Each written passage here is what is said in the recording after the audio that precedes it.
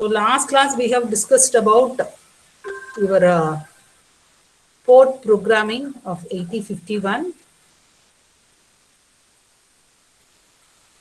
So last class I have explained about port 1 programming. So your port 1 can be configured as an input as well as output port. So output port means CPU can write the data to the external pin.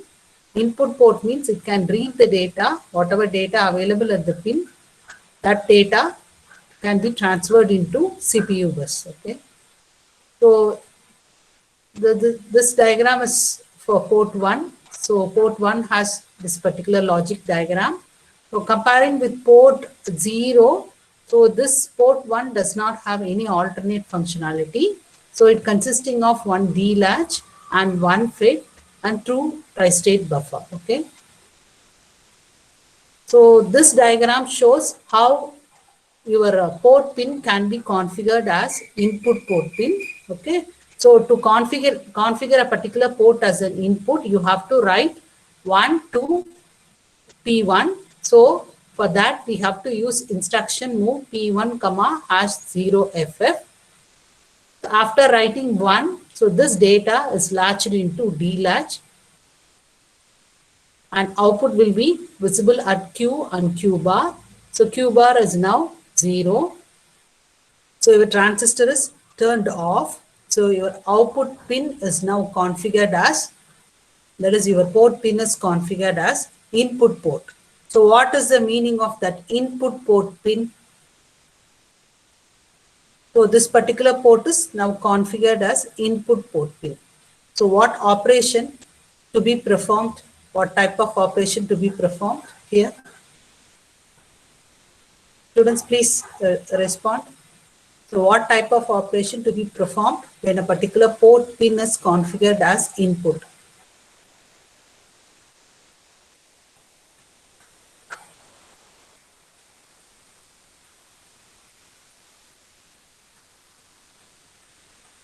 Can you understand my question?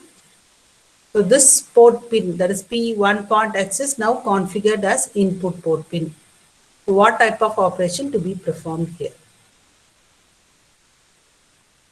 So this should be connected to which one? This line should be connected to?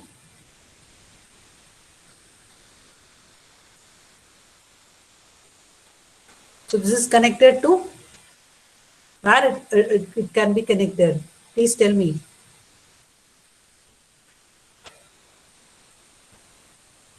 Ma'am, it is connected to buffer so that we can read data from external. Okay, actually this is connected to buffer and externally it is connected to external devices. Okay, so with help of this signal, that is with help of external signal, peripheral can send 1 or 0. Okay, is that clear? So first we are sending 1 to this particular port pin, and after sending this, it is configured as a input pin. So external devices are peripheral, whatever peripheral is connected through this port 1 can send 1 or 0 to the microcontroller. Okay, so let's assume the signal, that is your external device is sending data 1. Okay,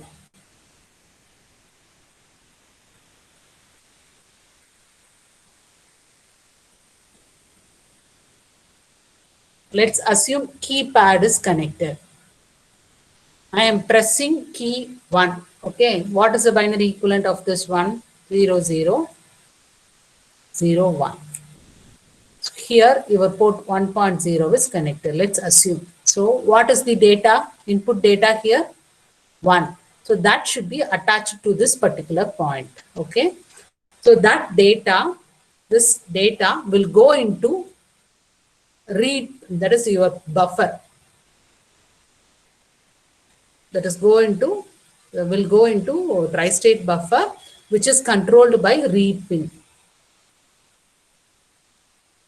So this data will go into that particular pin, and after that, that is attached to your tri-state buffer. This tri-state buffer is controlled by read pin. As a result, you will get the pin value on the internal data bus. So that is the process flow. So here your microcontroller can fetch the data. Is that clear? So first you need to configure a particular port as an input port. Whatever device is connected to the microcontroller can communicate with microcontroller through this input pin. It can send either 0 or 1.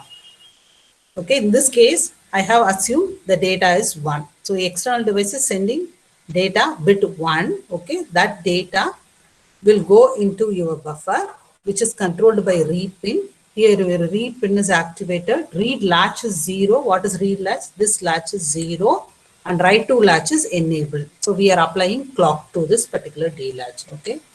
So when read pin is activated, whatever data here, that data was placed into the internal CPU bus where your microcontroller can access the data. Is that clear? So next process, suppose here your external device is sending data bit 0. Okay, same process. So first you have to configure the particular port pin as input port pin. Here the transistor is turned off. So now your pin is configured as input.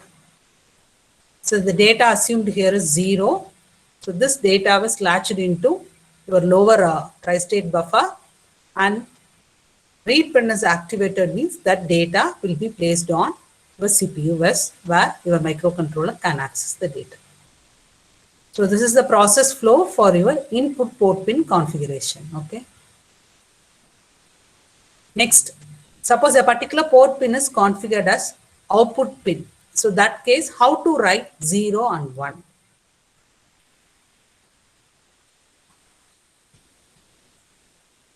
First, the particular this, let's assume this 1.x is configured as output port.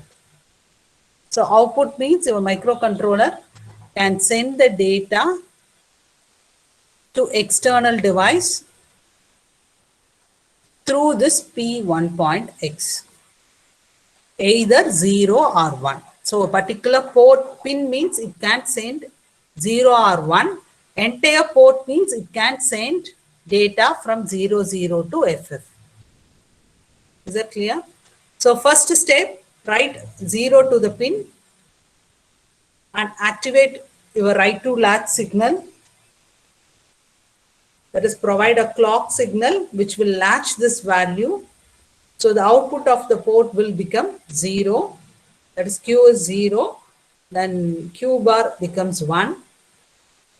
So this Q bar drives the output buffer. So this one Q bar switches the transistor on and pulls the, that is, pull down the pin to 0.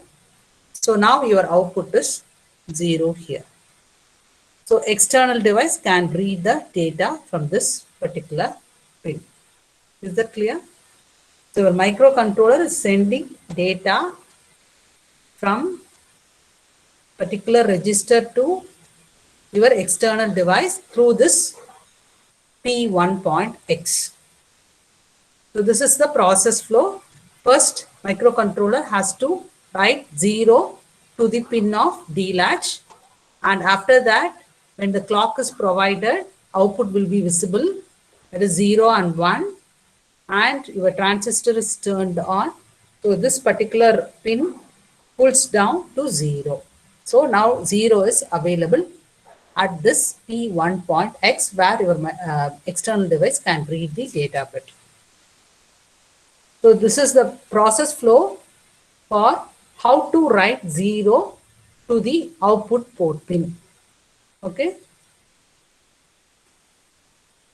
So your output is 0. Next, how to output 1. So first write 1 to the pin, clock it, output will be visible. Q is 1, Q bar is 0. So transistor is turned off. So your output pin is now VCC. Now P1.x holds data bit 1. Is that clear?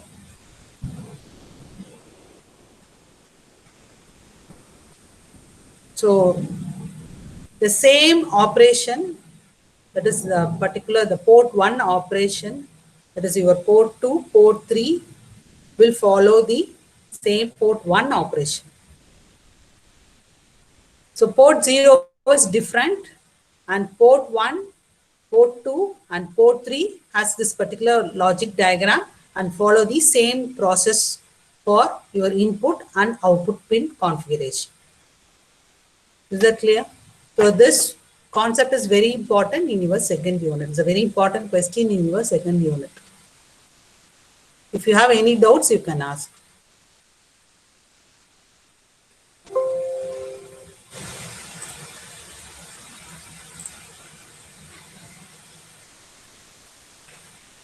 Ma'am, Yes. Yes, Balameenakshi. ma'am, can you please once summarize all the All P1 or P from P0? from P0, ma'am, so that we can get the difference Okay. nicely. Oh, Little confusing. okay.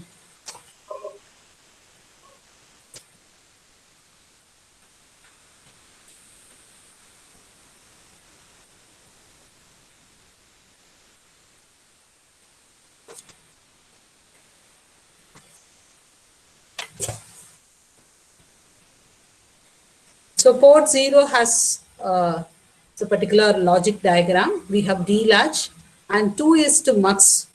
So what is the purpose of this 2 is to mux means it will separate your IO operation and address or data operation. That is, address and data is for accessing elements from external memory. So this 2 is to 1 mux differentiate, that separates the operation of IO operation and external memory operation. Okay.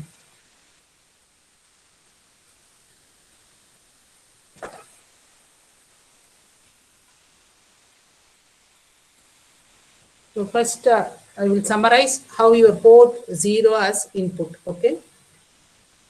So in case of port 0 is used for input operation, 1 has to be written here onto the latch of port 0. And one more important point, the control signal has to be 0 when port 0 is used for IO operation. Suppose when it is used for external memory operation, it can be 1. For external memory,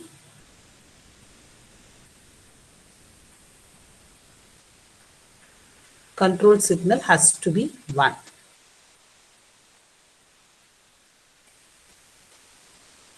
For IO operation, 0. So 1 has to be written onto the D latch when we enable this latch. Okay.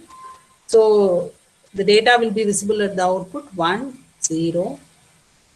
So here control signal is 0. So 0 and with any signal 0 or 1, output will be 0. And this will allow this Q bar to pass through it. So output is 0. So both the transistor are in out state. So this condition is called high impedance state. So what is high impedance? Physically connected, electrically isolated. So it is neither connected to VCC and nor connected to ground. So that state, the particular signal or particular point or port cannot send or receive any information. That state is called high impedance state. Most of the microcontroller devices will have third state. That state is called high impedance state. So this particular port follows tri-state logic. So tri-state logic means we have 1, 0, 1 similar to your logic devices. Another logic is high impedance state. So high impedance means physically connected but electrically isolated. So that point it cannot send or receive any information or any signal. Okay. So that is the problem of port 0. In order to solve that case, we have to add external pull-up resistance. So that problem can be solved when we are adding high impedance, that is adding external resistance in order to move from high impedance state to normal state. So when we are writing 1 to the particular port pin, that is configured as input port. Okay. Next case, output. So you have to write 0 here. Output is 0, 0, control signal 0, and 0 and with any signal 0, 0 or 1. 0.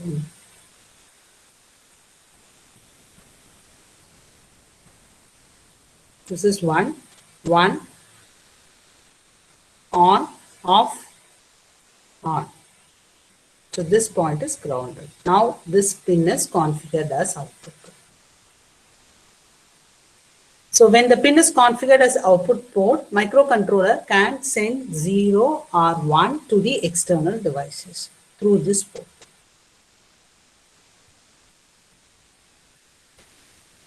Okay. Suppose it is configured as input device, your external device can send the data to microcontroller. If it is configured as output device, your microcontroller can send the data from general purpose registers to external devices. So this is the input and output configuration of port 0. Similarly, this can be used for external memory accessing.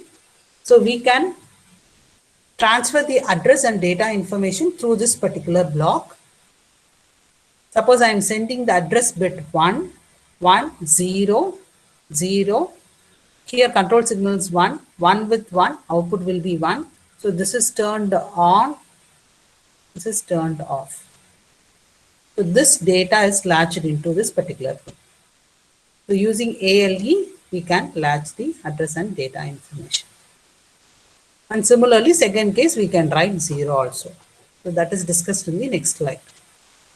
0, 1, again 1 control signal, 1 and with 0, 0, open, closed, and here the data will be available. So once the address can be formed, using this address latch enable, we can demultiplex the address and data information, because the alternate functionality of this particular port 0 is it can be configured as lower order address and data bus, AD0 to AD7.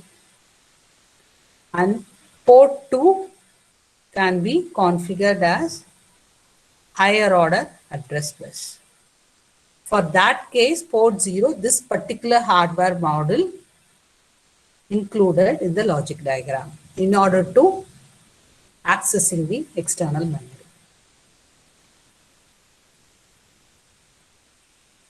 So port 1 has this particular logic diagram. So this can be configured as input as well as output. So this diagram explains about input configuration. Suppose if external device wants to send any data from this point, it can send through this particular tri-state buffer. If it is 0 or 1, it can write 0 means this will go into tri-state buffer, which is controlled by read pin. Once the read pin is activated, whatever data available here, that is placed on CPU bus, where your microcontroller can access the data and read the data.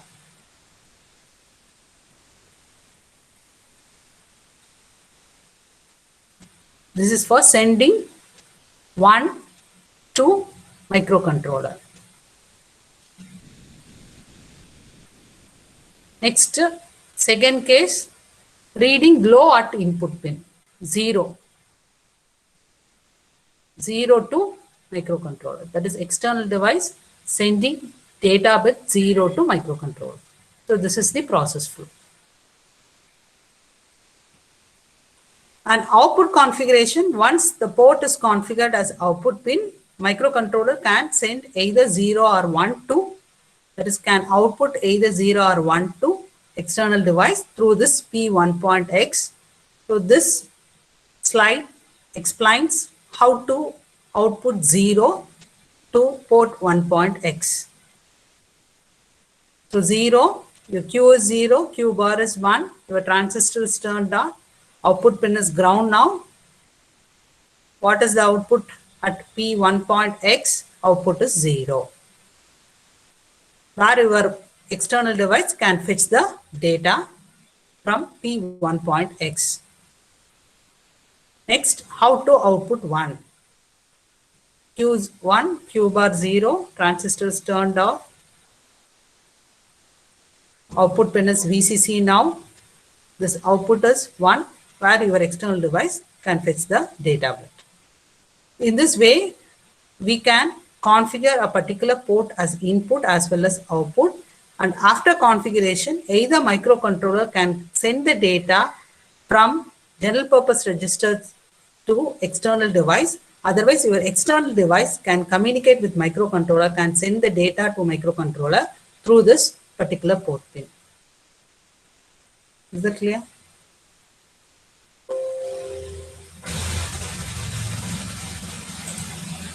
Any doubts?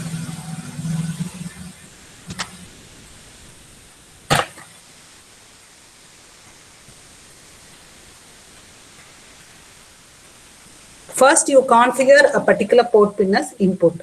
Once you configure, your external device can send either 0 or 1 to the microcontroller. Okay. If the particular port is configured as output port, the microcontroller can send either 0 or 1 to external device. So that is the basic logic. That's all. So next we will do some programs under this topic, IO port programming.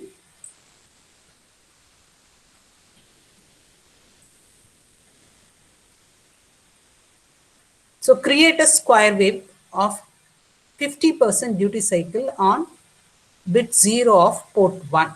Okay, here look at this diagram. With 1.0, you have to generate one square wave with 50% duty cycle. So what is the meaning of 50% duty cycle?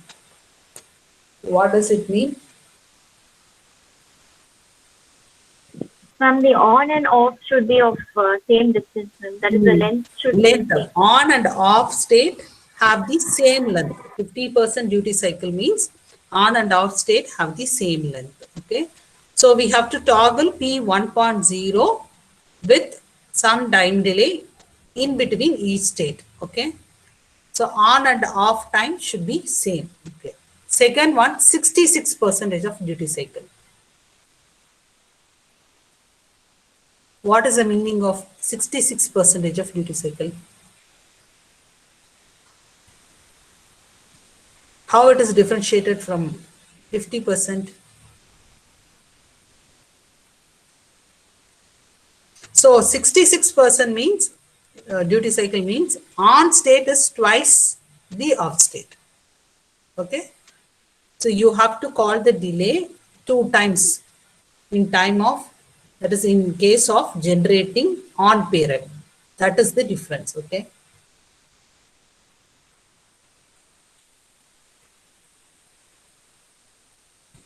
So the first line, you have to set the P1.0. Next, call some, that is generate some amount of delay using this L called delay routine. Okay. What is the next step? It's a very simple logic. You have to set a bit, call delay routine. Again, what is the next? Clear this. Clear 1.0, and again you call L delay. So in order to generate continuous square wave, you have to repeat the same operation. Okay. So delay routine. So we have done some delay programs now. So that instruction should be incorporated in the place of L call delay. Okay. Suppose in case of 66%,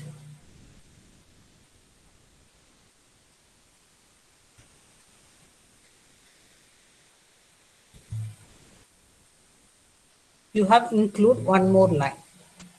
So your on period twice the is the twice of off state. So on state case you have to call the delay routine 2 times.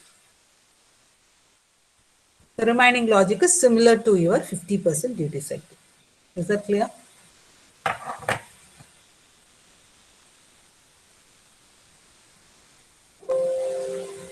So have you installed Kale Microvision, students?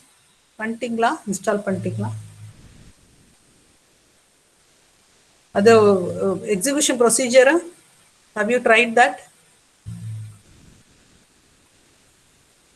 Students, please reply.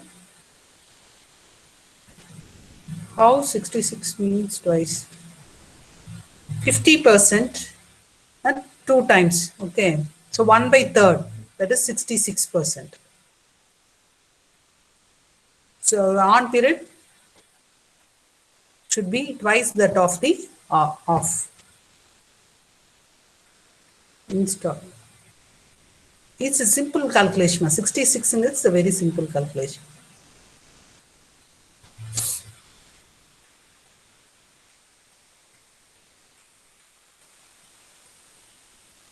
So I will demonstrate this code in your Kale Microvision. So please note down the steps involved in Kale Microvision program execution.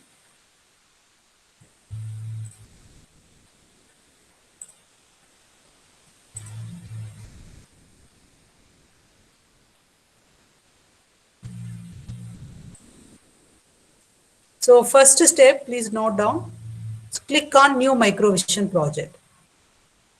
Click on New Microvision project.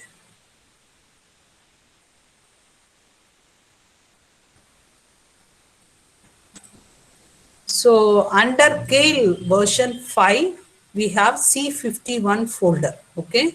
So after installation, if you are installing ARM means we have separate ARM folder. Suppose if we are executing C51 assembler or compiler, we have separate C51 folder here. Just open and create new folder here.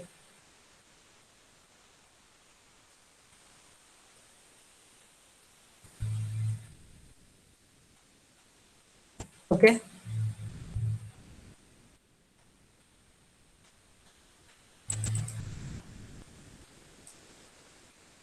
Give your project file name sample.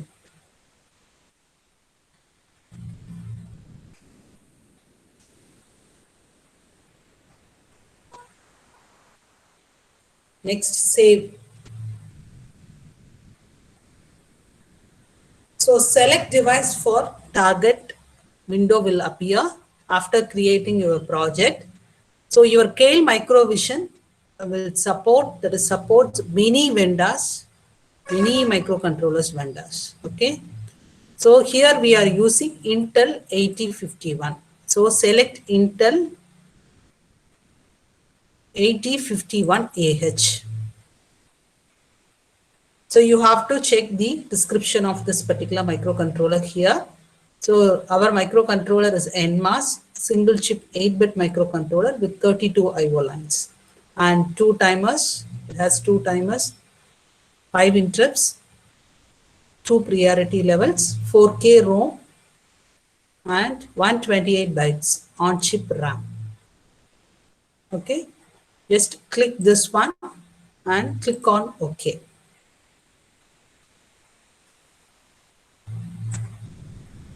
So for this window, you click on yes. So look at here, target is created. So after creation, under target, we have source group 1. So whatever program we are developing, that program should be attached to this source group 1. Okay. So similar to our 8051 MCU IDE, we have text editor. Just you create this document, text editor document.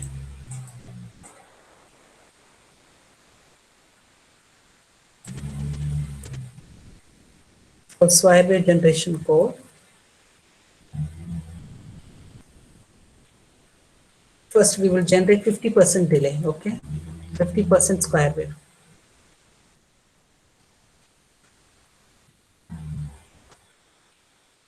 So save this file in the same folder, sample folder, with the extension of assembly, either ALB or A. Suppose if you are developing C program, you have to save your file with the extension of .c. Okay. save.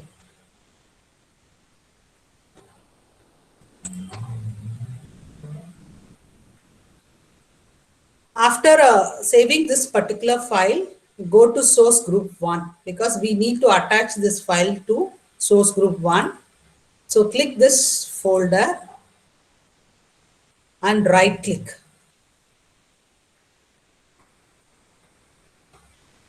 So add existing files to source group 1. So click on this one and here you can find your sample.a program. Just to attach this one and close. So here you can see the sample.a is attached under source group 1. Now our hardware is ready to execute our program. So this hardware is 8051 hardware, that is targeted hardware is 8051. Here we are writing assembly program. Once the program is ready, you have to attach this program under this source group 1. And these three icons for building your program, that is converting your program into, that is assembly to hex file. So for that, just you click on this options. Here you can see under this option, we have chosen Intel 8051. Our target device is Intel 8051. Under this output, you create hex file. You have to click this create hex file in the same folder, under the same folder sample. For Proteus simulation, you have to generate this hex file using this option. So click on OK. So after compilation, your hex file will be stored in the folder sample. Okay. So you have to click these three icons in order to execute your code. So here you can see there are 0 errors and 1 warning, okay, because of end. So here you have to give end.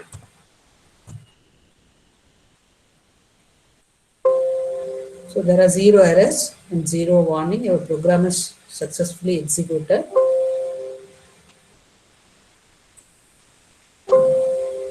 Without any error.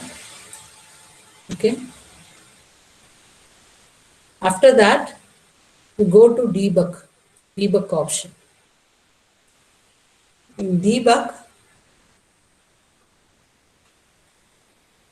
click on start or stop debugging.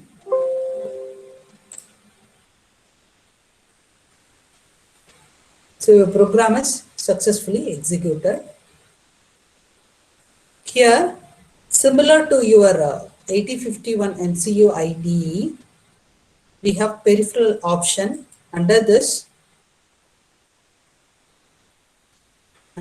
we have interrupt IO ports. So IO port consisting of 4 ports, serial communication and timer operations, timer 0 and timer 1. And similar to 8051 IDE, we have the memory windows here. We can access core memory or external memory. This is your core memory. Suppose if you are giving C, capital C, so this window describes your core memory.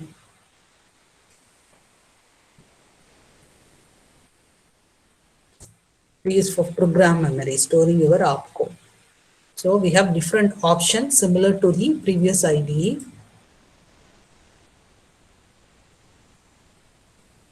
And also we have logic analyzer to check our square wave, performance analyzer also included in this IDE.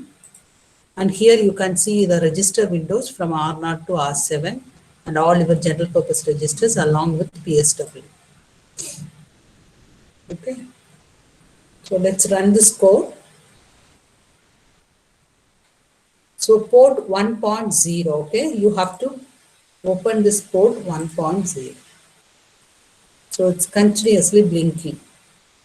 The square wave is being generated at P1.0. So now we have to check whether the square wave is generated or not. For that, we have to use logic analyzer. So logic analyzer, go to setup. Here you have to enter your port name. That is P1.0.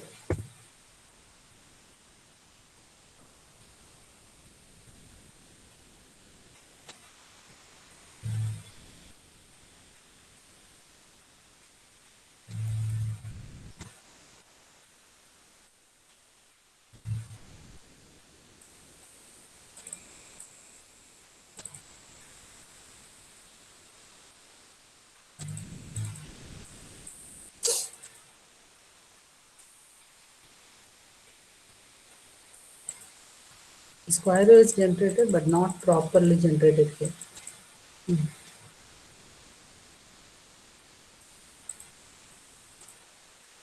50% duty cycle square wave is generated. So using trace option, similar to your CRO, you can measure your amplitude and frequency. You can measure your on period and off period. Okay. Here you can find many information, that is time, value, and program counter address.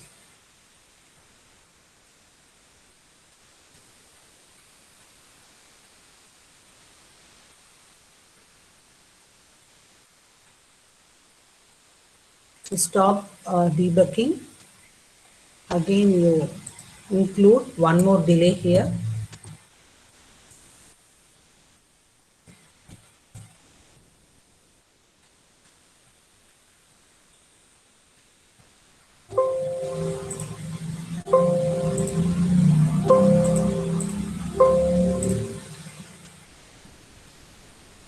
So run this code.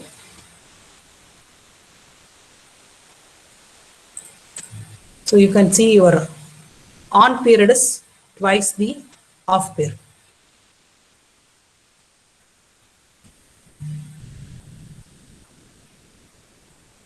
So square wave is being generated at P1.0.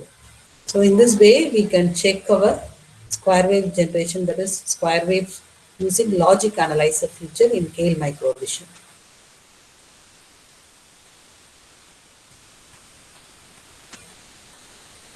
So any doubts in this program?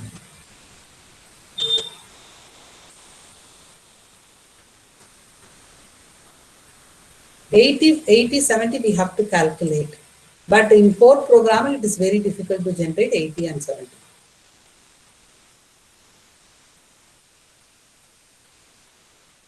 So it's a simple, actually the 80, 50%, 66%, a very simple calculation, Vasanta Mulliga. Please refer your LIC. The off on period divided by T on plus T off. It's a very simple calculation. Please refer that. 80%, 70% I will check and let you know.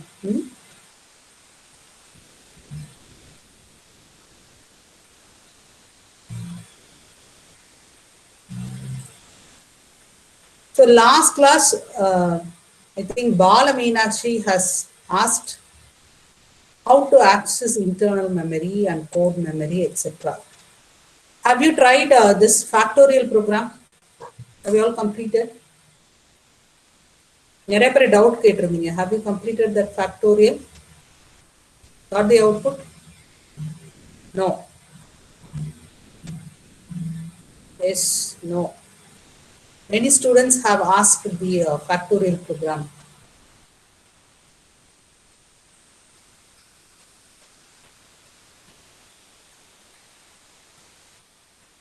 Okay, so first I will explain how to access internal memory window. Okay, so access internal memory means this particular window from 00 to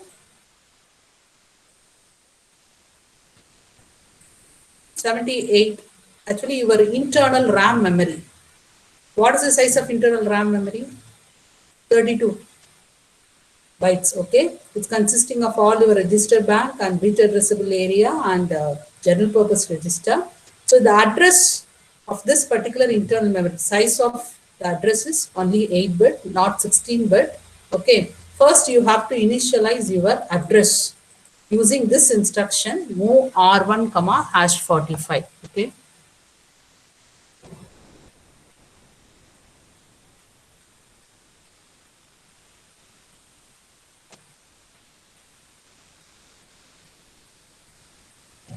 Move R1, comma, 45. So for internal memory accessing, we have to use only 2 pointers, either R0 or R1. Remaining registers cannot be used. To access data element from your internal memory, you are supposed to use R0, either R0 or R1. Okay. So after initializing, after execution of this instruction, your R1 holds 45. So what is the next operation? I am going to access the data available at 45. For that case, I have to use at 45. Okay. So move A, comma, at R1. That is data pointed by 45. So I have to enter data here. 45 I have to enter.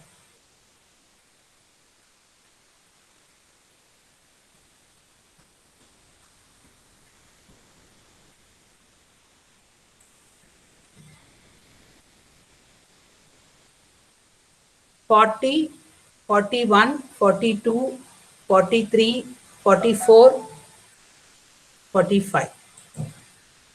So here I have to give my data. That is first data. For example, 04. Okay. So next, I'm transferring that value to B register.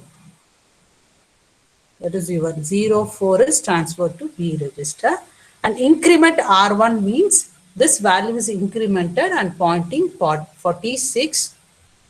So it's pointing the memory location 46, and next instruction move A, comma, at R1. So the meaning of this particular instruction, I am trying to access the data available at 45.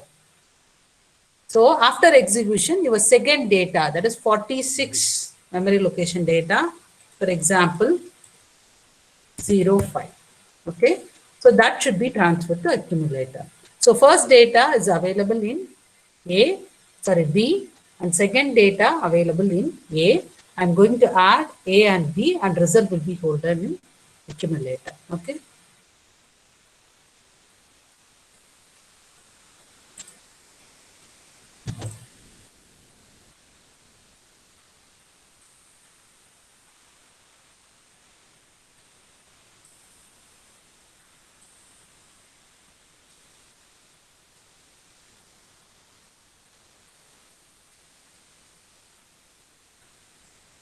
So just you look at R1 holds 45 now. Next, at R1, I have to enter the value before execution.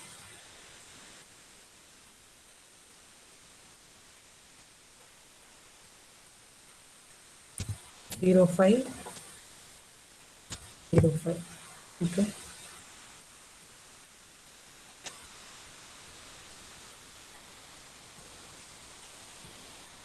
So what is the accumulator content now? So what is the data available at 05? So after execution, that is transferred to accumulator. Next, B register, incrementing R1, pointing 46 here. Okay. Next, I'm accessing next element data 05. So that is transferred to B register. First B register, next A. So both are added, your accumulator holds 0A. So similar to your external memory, we can access internal memory for getting input values. Is that clear?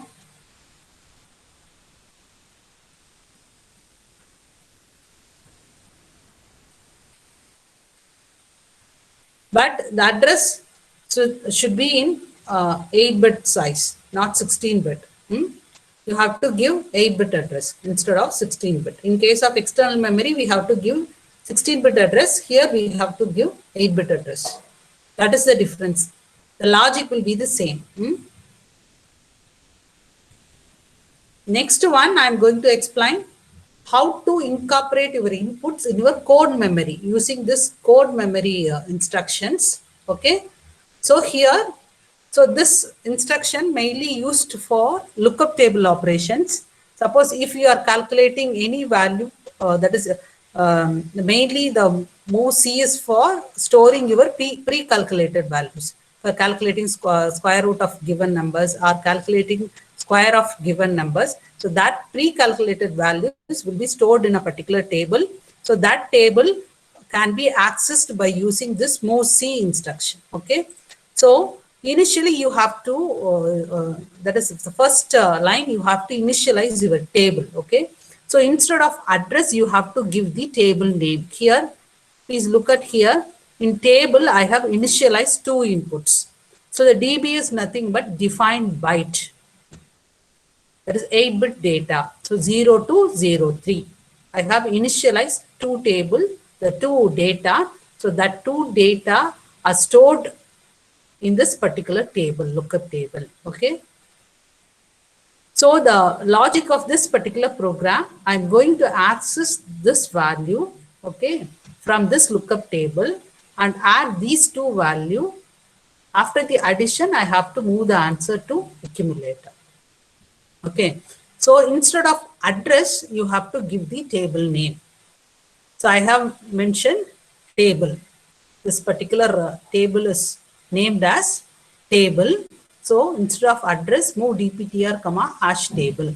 Next, clear accumulator. Okay. So this instruction only works with accumulator and dptr. Okay. So first accumulator is clear. And now at a plus dptr means the starting address of your table, that is pointing 02, okay, with your accumulator. For address calculation,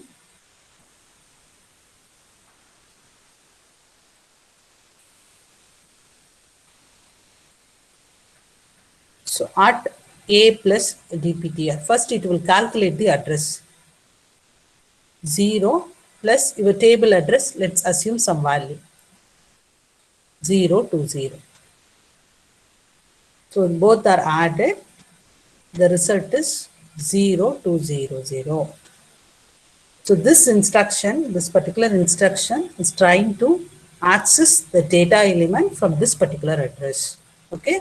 After that, that is transferred to accumulator. Temporarily, I am moving to R1.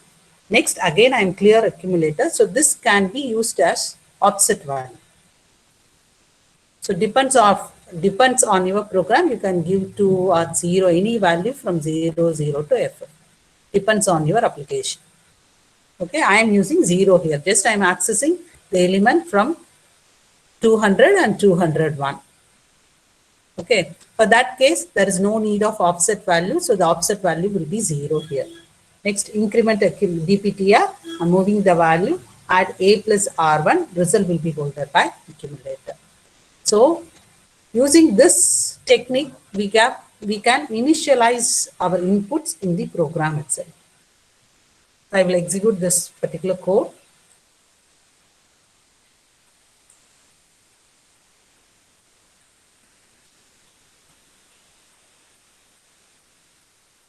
So look at the code memory. So the first, what is the first instruction? Move dptr comma hash table. Okay. So this table address is 000C.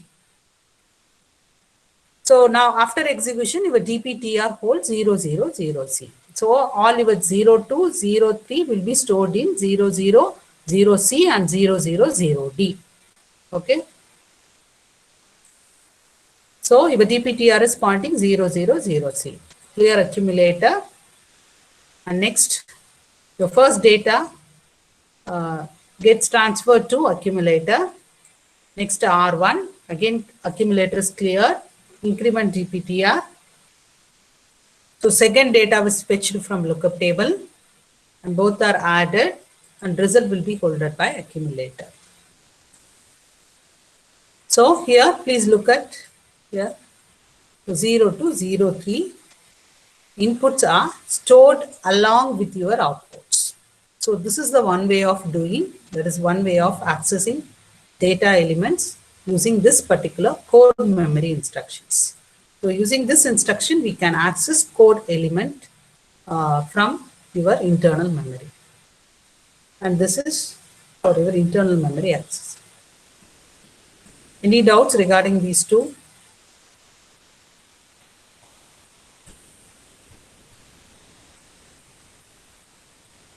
Any doubts? So I will share all these codes. Okay, you can refer. So next one is factorial. Please look at the program. I will explain the logic for you.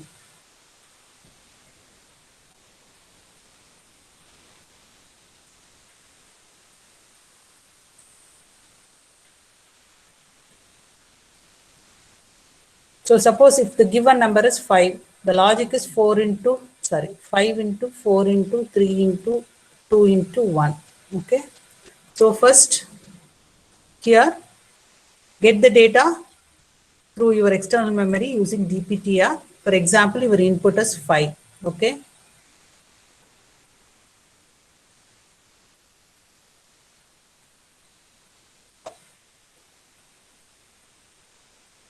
So I'm moving this accumulator content to R0. Okay, R0 holds 5. Again, I'm moving this. So your input will be held by these two registers. Next, I'm decrementing inside the loop. I am decrementing this value by 1. Now 4. Okay. I am multiplying same this R0 to decrement R0 A to R0, R0 to A. Okay. After decrementing this value, I am moving this to B register. Okay. So your accumulator holds 5 and B register holds 4 now. The first multiplication 5 into 4. Okay. After that, the value will be held by accumulator. After every multiplication, I am going to check your R0 value is equal to 1. This is the final one. So I am going to check this one with #1. Okay. So first multiplication process is over. What is the next one? What would be the next step? Again decrementing your R0. Okay. So this will be 3. Moving that value to 3, B register, and multiply 20 with 3. Again decrement this one, answer with 2. Finally, checking your R0 value, both are equal. It comes out of the loop and store your result. So that is the logic.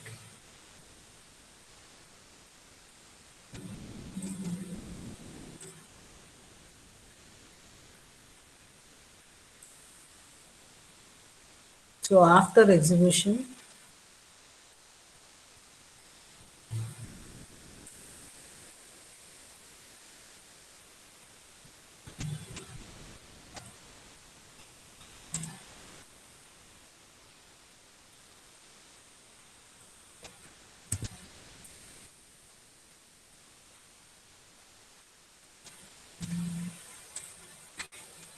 so the answer is 120. So 120 is held by accumulator. So if you want B result, you can store your B content also. Okay, is that clear?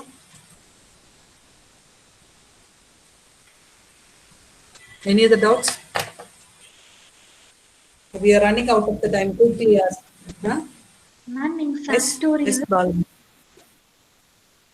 and in factorial for larger numbers, we can't store the correct value. We are getting only the No, I LSB. can't get you. MSB is not correct. Can you repeat the question? And if And for in factorial, if the number is greater than 5 means we'll be getting both Yeah. MSB and LSB. Here LSB will be Okay. correct answer, ma'am, but MSB Oh. is wrong. சரி நான் check பண்ணி பார்க்குறேன். இல்லை இப்போ நீங்கள் suppose 8னா என்ன வருது? 8னா the value வந்து will be exceeded ஒரு 16 பிட்டை விட எக்ஸீட் ஆயிருக்குமா? அப்போ இல்லை Yes, ma'am. 16 பிட்டுனா we can hold. ஏன்னா your A hold LSB, B hold MSB.